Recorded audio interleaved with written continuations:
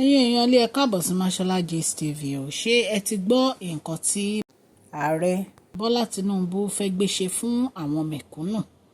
Wọ́n ní ìjọba wọn ni wọ́n ti pa ẹnu pọ̀ láti máa fún àwọn mẹ̀kúnnù ní ẹgbẹ̀rún márùndínlọ́gọ́rin náírà, ìyẹn 75,000 naira. Wọ́n ní àwọn fẹ́ máa fún wọn ní owó yìí nítorí pé àwọn mọ̀ wípé kò bá ojú mu kí àwọn èèyàn máa jìyà, ìpè láti fi ran àwọn èèyàn lọ́wọ́ nítorí pé ìlú le ní àsìkò tá a wà yìí.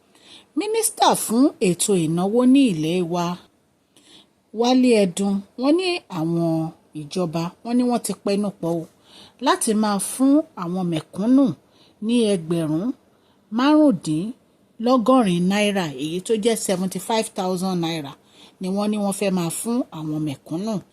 Wọ́n ní owó ìrànwọ́ tí wọ́n ṣèlérí fún wọn ní ìgbà tí wọ́n fẹ́ gun orí oyè ni wọ́n fẹ́ fún wọn o. Wọ́n ní nítorí pé ìdùnnú àwọn ni láti ṣe ojúṣe gẹ́gẹ́ bí mínísítà àti láti fi ọwọ́ sowọ́pọ̀ pẹ̀lú bàbá wa Bọ́lá Tinubu láti ṣèké àwọn ará ìlú kí ebi má bàa pa àwọn ará ìlú pa, nítorí pé gbogbo nǹkan ló wọ́n kó gógó ní ilẹ̀ Nàìjíríà. Gbogbo nǹkan tó yẹ pé à ń fi owó kékeré rà, gbogbo ẹ̀ ló ti gorí odó ní ìsìn tí gbogbo ẹ̀ ti wọ́n. Wọ́n ní nítorí èyí ni wọ́n fi pẹnu pọ̀ láti fún àwọn ará ìlú ní ẹgbẹ̀rún márùndínlọ́gọ́rin náírà, 75,000 naira, nítorí pé kí nǹkan bá lè rọrùn fún àwọn ènìyàn.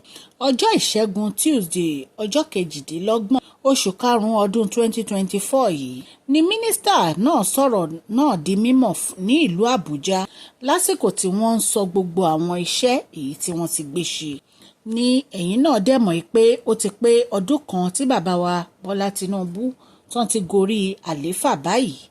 Wọ́n ní àwọn ará ìlú tó jẹ́ pé wọ́n tó bíi mílíọ̀nù 15 ní gbogbo jákèjádò orílẹ̀-èdè Nàìjíríà yìí ni wọ́n máa jẹ àǹfààní ẹgbẹ̀rún márùndínlọ́gọ́rin náírà, 75,000 naira yìí. Owó ìrànwọ́ èyí tí wọ́n ṣèlérí pé wọ́n máa fún àwọn ọmọ Nàìjíríà. Wọ́n ní kí alábàálẹ̀ tún gbogbo àwọn mẹ̀kúnnù gẹ́gẹ́ bí nǹkan ṣe rí tí nǹkan dẹ̀ le koko ní gbogbo ọ̀nà. Mínísítà Edun tó jẹ́ alága ìgbìmọ̀ alábẹ́sẹ́kẹ́lé kan tí ìjọba àpapọ̀ gbé kalẹ̀ láti ṣe ètò ìrànwọ́ owó náà fún gbogbo àwọn tó máa jẹ àǹfààní ẹ̀ ní Nàìjíríà.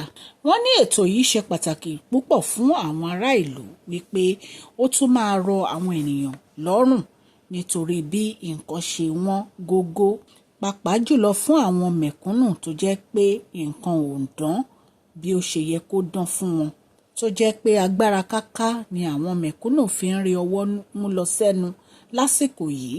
Wọ́n ní ètò gidi ó ti wà nílẹ̀ báyìí. Wọ́n á rí dájú wípé kálukú àwọn ẹni tó nílò owó náà ni wọ́n máa rí pé wọ́n rí gbà.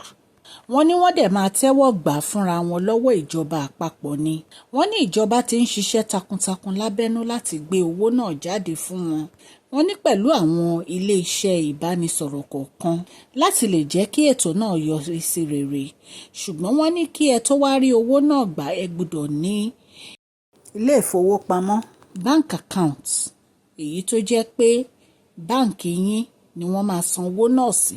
Ẹ dẹ̀ gbọ́dọ̀ ní identification card, èyí tó jẹ́ pé picture ìdánimọ̀ láti fi mọ̀ pé ẹ̀yin lẹ wà nínú ẹ̀. Wọ́n ní àbí tó bá jẹ́ nọ́mbà fóònù náà ni ilẹ̀ ń lò láti fi kó owó yín sí, wọ́n ní ẹ lè lo irú nọ́mbà yìí. Wọ́n ní torí ó ṣe pàtàkì kí ẹ ní àkáǹtì ilé ìfowópamọ́ èyí tí ẹ máa lè fi owó náà sí. Ẹ dẹ̀ mọ̀ pé nǹkan tí wọ́n fi gbé ìgbésẹ̀ yìí ni torí àwọn nǹkan tó ń ṣẹlẹ̀ ní ilẹ̀, fraud ti pọ̀ jù. Àwọn tó jẹ́ pé wọ́n ń ṣe 419 wọ́n ti pọ̀ jù. So wọ́n ní ẹni tí ò bá ti ní gbogbo nǹkan tí wọ́n kà sílẹ̀ yìí kò lè jẹ àǹfààní láti gba owó náà. Bẹ́ẹ̀ ni mínísítà Wale Edun bí wọ́n ṣe sọ ọ̀rọ̀ náà nìyẹn. a mú ọ̀rọ̀ yìí wá láti iléeṣẹ́ Mashola Gist TV kí Ọlọ́run kí ó ran gbogbo wa lọ́wọ́ àmín.